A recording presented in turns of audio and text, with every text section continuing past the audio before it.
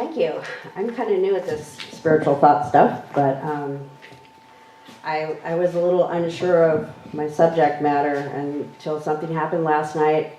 My stepsister, Heather, went to the movies last night. She lives up in South San Jose, and they had an emergency evacuation while she was in the theater. And you know, the Facebooks went out, the tweets went out, and everyone's like, "Oh my God, what's happening?" It's a terrorist. It's something bad here. A shooter, and that was the first thing that came to everyone's mind.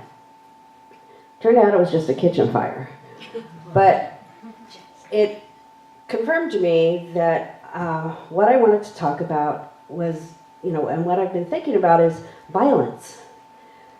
There's been so much violence lately. It's on the news, it's all over the media, and I get thinking about it, and it's become political fodder, and that just blows me away. But it has become self-perpetuating. And I realized that because that was the first thing I thought. Oh my God, there's a shooter in there. And it turned out to be, 20 years ago, if you got evacuated from a movie theater, it was probably a fire. It was probably not a big deal. But we've been thinking that, and it led me to realize the story, the Cherokee story about the two wolves. And I think most of you have heard this before, but I'm going to repeat it because I think it bears repeating.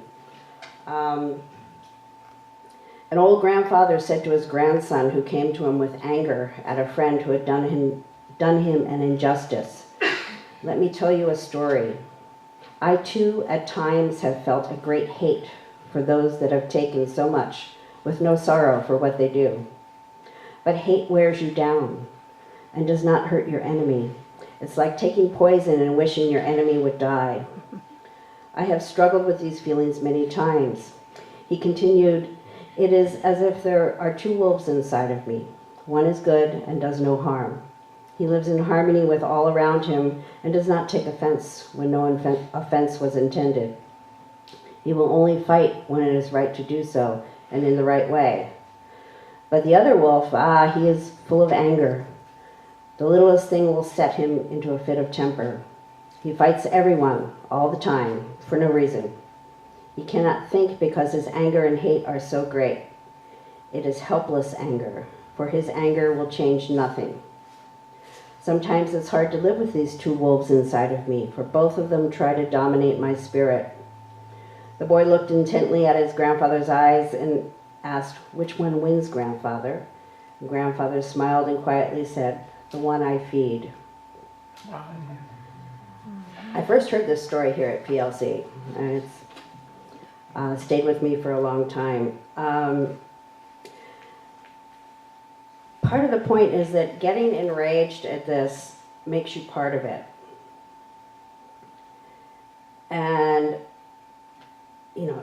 Psychology 101 teaches us that violence is most of the time a result of helplessness. And it's really hard to empathize with violence, but we can all empathize with helplessness. We were born helpless. We've all felt helpless. We know what that feels like. And instead of getting angry, getting enraged with this, all the violence around, we need to empathize. In some cases I can. Some cases I have a hard time, but I try. But what does science of mind teach us about that? I wish I knew a little more, Angie. Maybe you can help us here. I just signed up for the Emerson Institute, and I'm going for it. And I'm we had a great session yesterday with Bob, and Sandy has just been wonderful coaching me along here. So what does Science of Mind teach us about this? I know that a lot of it comes down to that, you create your own reality. And Martha Beck said it really well. I kind of got it when she said it. I've always believed it, but I was never quite sure how it worked. But she referred to it as, it's like formatting a disk. Back when we had floppy disks and you got your new computer, you had to format the whole thing. Then you had the little square disks, and then it was CDs, and now it's all on the cloud, but you still have to format it. And we have to format, it's science of mind, it's new thought, it's the thought we have to put out there. And she suggested an experiment where, say you got up in the morning and you were watching the news, and there was all this violence, there was shootings, there was killings, there was terrorists, bad news all around. So you're in a bad mood, and you head down to the Cool Bean or Starbucks or wherever you go, and you've just got this feeling around you, and you're going to see it perpetuated everywhere. Someone's going to cut in line in front of you, and people are going to be talking angry, but if you stop, think, and put a different spin on it, put yourself in a place of peace.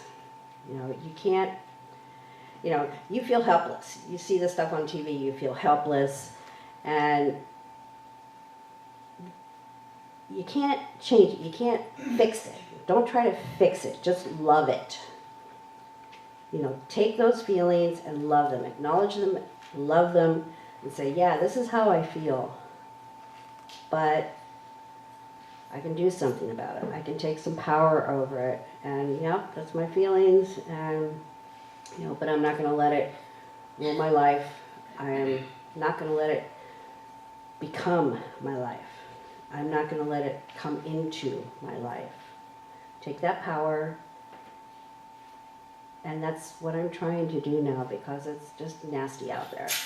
And I thought my stepsister was in a terrible situation. It was like not a big deal. Not a big deal. But our minds start going in that direction, and it'd be better if we come to a place of peace. So I invite you to participate in the experiment. When you go out in the morning, don't go out angry. Don't go out frustrated. Don't hold all that, I hate everything. Just go out with a feeling of peace. Try to put a smile on your face. And watch what happens. I've tried it, and it's amazing. I love you all. Thank you.